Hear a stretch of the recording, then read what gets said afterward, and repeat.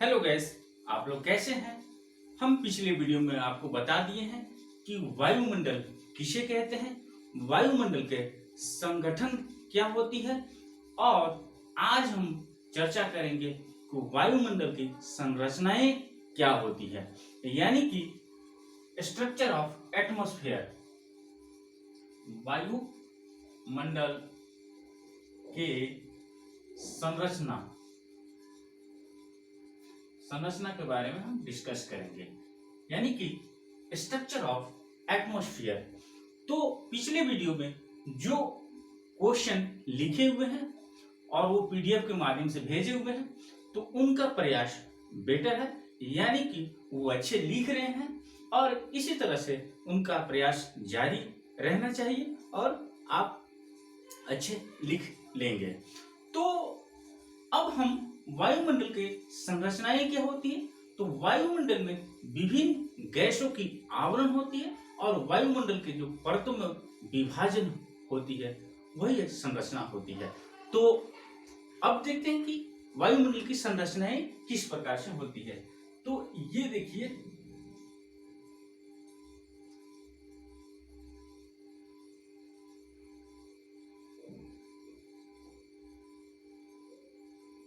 आठ किलोमीटर तक इसको हम क्षोभ मंडल कहते हैं, यानी कि इंग्लिश में इसको ट्रोपोस्फीयर बोला जाता है। ये 50 किलोमीटर तक होती है, ये समताप मंडल बोला जाता है, यानी कि इंग्लिश में स्ट्रेटोस्फीयर बोला जाता है। 50 से लेकर 80 किलोमीटर तक, 80 किलोमीटर तक ये हो गया मध्य मंडल, और 80 से लेकर 400 किलोमीटर तक ये हुआ आयन मंडल, हुआ मंडल यानी आयनोस्फीयर। और इसकी ऊपरी जो परतें होती है वो बाह्य मंडल बोला जाता है। अब ये क्या होता है कि समताप मंडल के अंतर्गत ही ओजोन लेयर होता है। ओजोन लेयर होता है, इसका जो संकेंद्रण होता है 20 से 22 किलोमीटर तक सबसे अधिक होती है। अब हम आते हैं कि क्षोभ मंडल और समताप मंडल की जो संक्रमित एरिया होती है उसको हम ट्रोपोपास कहते हैं, और समताप मंडल और मध्य मंडल के संक्रमित एरिया को स्ट्रेटोपास कहते हैं, और मध्य मंडल और आयनमंडल के संक्रमित एरिया को हम मेसोपास कहते हैं। और ये मेंस पॉइंट ऑफ व्यू से और ये पीटी पॉइंट ऑफ व्यू से ये पोर्शन या ये सेक्टर बहुत इंपॉर्टेंट हो जाती है और इससे बहुत बार क्वेश्चन पूछा जा चुका है। तो चलते हैं, हम एक एक करके डिस्कस करेंगे। तो पहला में हम क्षोभ मंडल को लेते हैं, क्षोभ मंडल को लेते हैं, यानी कि ट्रोपोस्फीयर। तो इसका विस्तार जो होती है, जो भूपृष्ठ से लेकर वायुमंडल तक ध्रुव पर 8 किलोमीटर होती है और विषुवत रेखा पर 18 किलोमीटर होती है। इसका जो विस्तार विषुवत रेखा पर ज्यादा क्यों होती है?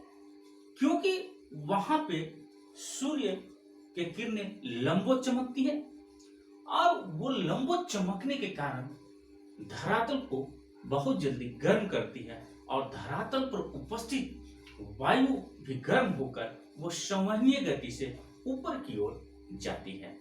इसीलिए उस क्षेत्र को हम संवहनीय जोन कहते हैं या उस क्षेत्र को हम डोलड्रम कहते हैं, क्योंकि उस एरिया में शांत हो जाती है, यानी कि वहां पे वायु की गति नहीं होती है, इसीलिए हम उस एरिया को डोलड्रम एरिया कहते हैं। क्षोभ मंडल जो है वो विभिन्न विभिन्न बादलों या वर्षण, तूफान या गरज तड़क इसी एरिया में होती है।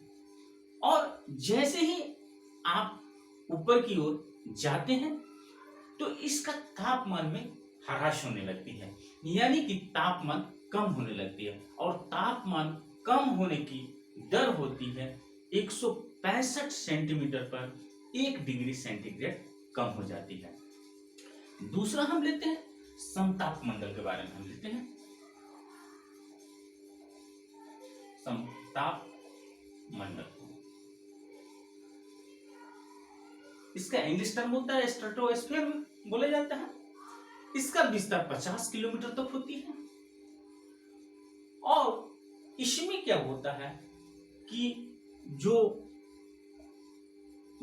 वायु मंद गति से चलती है, और इसमें गरज, बादल या बारिश की क्रियाएं नहीं होती है, और इस परत के अंतर्गत ओजोन लेयर का विस्तार होती है, जो 20 से 22 किलोमीटर तक इसका सबसे ज्यादा संकेंद्रण होता है। ओजोन लेयर में आप यानी कि समताप मंडल में जैसे ही आप प्रवेश करेंगे तो यहाँ पर क्षोभ मंडल में तापमान घट रहा था, अब समताप मंडल में बढ़ने लगेगा।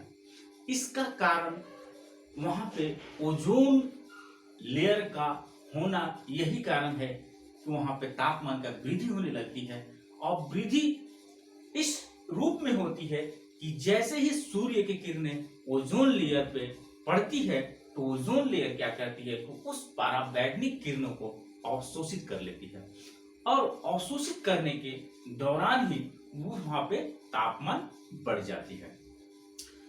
अब क्या होती है कि विभिन्न मानव या औद्योगिक कारणों के कारण वहां पे ओजोन लेयर का विनाश होना स्टार्ट हो गया है, और जब ओजोन लेयर का विनाश हो जाएगी तो ये पृथ्वी पर इसका दुष्प्रभाव जीव जंतुओं पर पड़ेगा। जैसे मानव पे जब इसका प्रभाव पड़ेगा पराबैंगनी का, तो उसमें वो कैंसर जैसे रोग उत्पन्न हो जाएगी, और जब पौधों पर जब इसका प्रभाव पड़ता है तो क्लोरोप्लास्ट इसका कमजोर हो जाता है और उसका विनाश होने लगती है। तो होता क्या है कि समताप मंडल जो एरिया होती है वहां पर तापमान समान होने के कारण वहां पर वायुयान या बहुत सारे जेट वायुयान जो होते हैं उड़ाने के लिए इसका बहुत अच्छा दशाएं उत्पन्न हो जाती है। तो अगला अब हम मध्य मंडल के बारे में हम चर्चा करेंगे। मध्य मंडल, तो मध्य मंडल का विस्तार जो होगा 50 से 80 किलोमीटर तक होती है, और ये मंडल में आप जैसे ही जाएंगे वैसे ही फिर तापमान का ह्रास होने लगती है, यानी कि तापमान की फिर कमी होने लगती है। अब हम अगला आयन मंडल के बारे में डिस्कस करेंगे। आयन मंडल, इसमें क्या होता है कि इसका विस्तार जो होती है 80 से 400 किलोमीटर तक होती है, और ये क्या होता है विद्युत चुंबकीय जैसे क्षेत्र को उत्पन्न कर देती है। यही कारण है कि यहाँ रेडियो जो तरंगे होती है वो धरातल पर प्रवेश करने के लिए बहुत अच्छा सुगम लेयर होती है।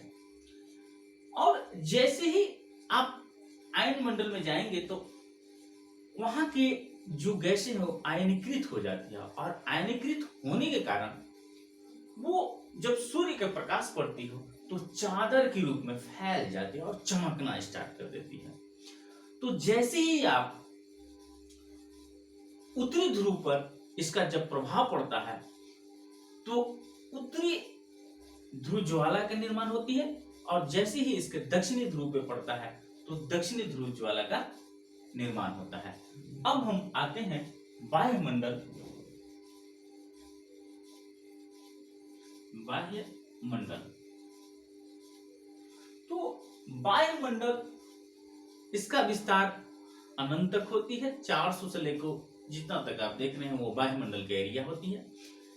यहाँ पर भी टेम्परेचर यहाँ पर अब बढ़ने लगता है, और टेम्परेचर बढ़कर वो 9000 डिग्री सेंटीग्रेड तक पहुंच जाती है। यहाँ पे भी इसकी आयनीकृत होती है, लेकिन यहाँ पे इसका जो गैसें होती है वो हाइड्रोजन और हीलियम के रूप में पाई जाती है। और इस क्षेत्र में ही आपको देखेंगे कि बहुत सारे जो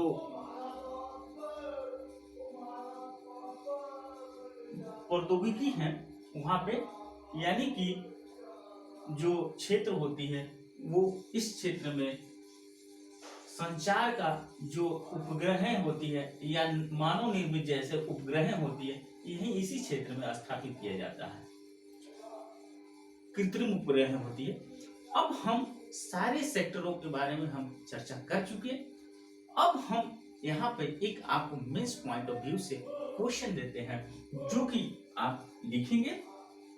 तो ये क्वेश्चन जो होगी फुल लेंथ की होगी। तो वायुमंडल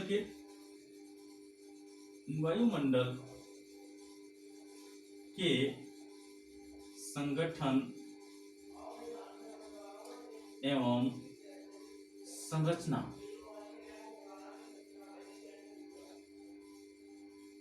का वर्णन करें।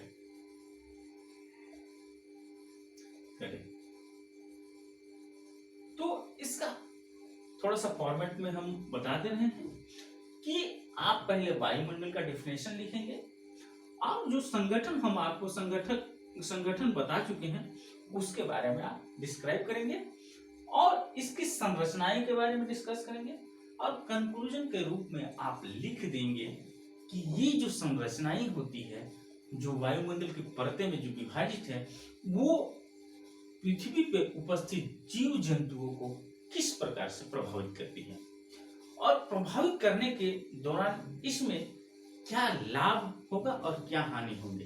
तो पहले आप हानि को दर्शा देंगे और लाभ को सबसे ज्यादा मेंशन करेंगे। Thank you.